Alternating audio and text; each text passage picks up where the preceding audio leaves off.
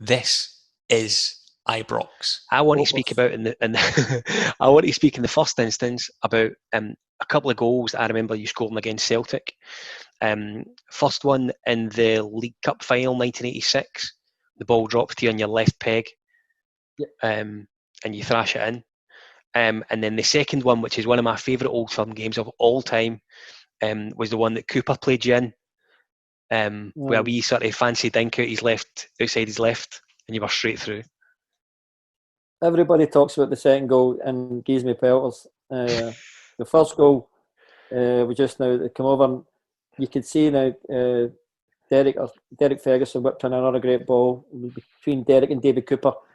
And I just seen two men go with Butch, so I just sort of peeled off Butch at the back post, and Foster took a good touch and hit it. It just came my left foot, and as I said, I just made sure I was hitting into the ground, and again gave us a start to go in the cup final. Celtic come back with a fantastic Brian McClare goal I had, and it was down to Davie Cooper now, the sweetest left peg, it opened a tin of peas, Coop's left foot, and 1v1 for 12 yards and a penalty. There's only going to be one winner, and now that was the catalyst. I thought now, if we had lost that game that day, now Celtic again might have went on, but that was now Graham's first taste. Now the Old Firm game, unfortunately, he was injured, and I gave myself and Derek, who again Derek Ferguson was outstanding that day.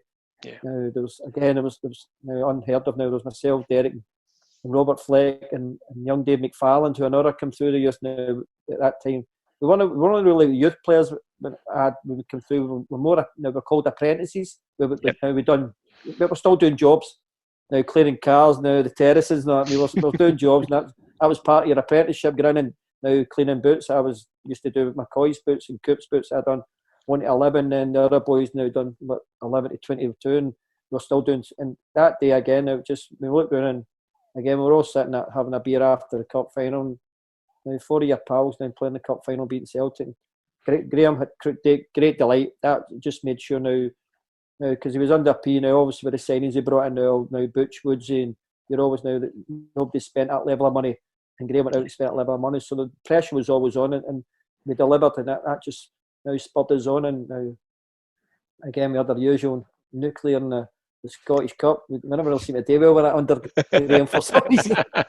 And but we went on to win the league, and now that was the thing. But the biggest now, get the first hurdle, winning the first cup final, and again now my first cup final, I get the chance because I'd scored. Now the second goal we were talking about now, Davie Cooper, was probably the greatest 3-yard pass you'll ever see in your life. It really was. It really was. I used to ask him many a time, and I said, where did you see me? He goes, I had a funny idea you were coming. I was 15 years behind you. And he goes, and he came away with the greatest line ever. He goes, wee man, you know where I was running? I goes, for some reason you were running on your right foot. He goes, exactly.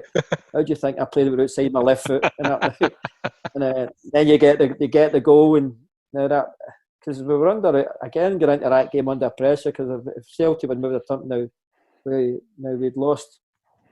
We got lost against Hibs, and then we lost the following week against the United, so we're sort of chasing our tail going into the Old Firm game, but it worked out great. And again now, you're always remembered not for now your great finish or what a pass, how did you blank Coop? And that's exactly. If I could have a pound for everybody said that, there's nothing about now the latter, now the goal or the pass. Can't believe you blank Coop, and I just go bright red, because I think every day after that I went into training, Coop would have a go at me somewhere about blanking him, and I was so apologetic for 6 years after that. So was Cooper? Was he? I mean, was he quite regularly doing sneaky wee passes like that? Was that part of his game, or did he do that regularly in training or anything like that? Coop, was he?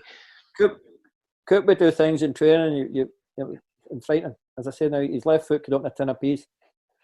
He could nutmeg two people and mean it with a pass, and you wouldn't have to break your stride. Very rarely in all my times of playing with Coop did I ever see him use his right foot.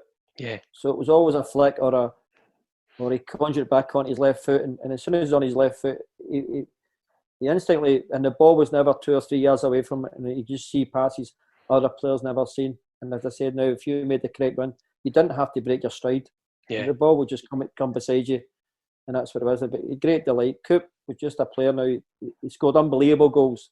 He took some great pleasure out of just now manufacturing and having assists and goals. Yeah, we spoke about him very recently. Of course, it was the anniversary of his passing, and we spoke about just how sad it was. And I remember saying on the podcast just how Scottish football's missed someone like Davie Cooper. I think just to bring something fresh and new to the game. He didn't really have a grain of pace, but his technical ability and how good a footballer he was incredible. And he's certainly someone I don't think we'll ever see anyone like him again in the Scottish game.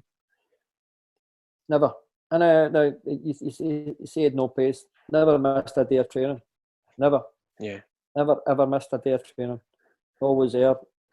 Never used to practice free kicks. Nothing. But at an act of knowing where he could put the ball and where he was now. And what pace he was going to put it at now. He just 9 times out of 10 he'd just tell the boys, move out the way, I'm hitting this. And that was it now. He was just, again, the great thing about Coop when I made my debut, and he's the greatest words ever, and he just said to me, don't be afraid to make mistakes. And you're going on and thinking, he goes, we all do it, and we all make mistakes, and you just go play your game. If something happens, just go and get the ball again and go back and try it again. And it was just now you're lining up, and now you're bricking it a wee bit in the tunnel, and you've got this now people behind you who now just have made mistakes, but they know how to fix it, and that's now the greatest bit of advice I've ever had in my life. And now I stand and get now. It's a sad man. It's a sad day now. Sadly missed, and there's no day now goes by you don't think of it now. Something comes up and you think, oh, Coop.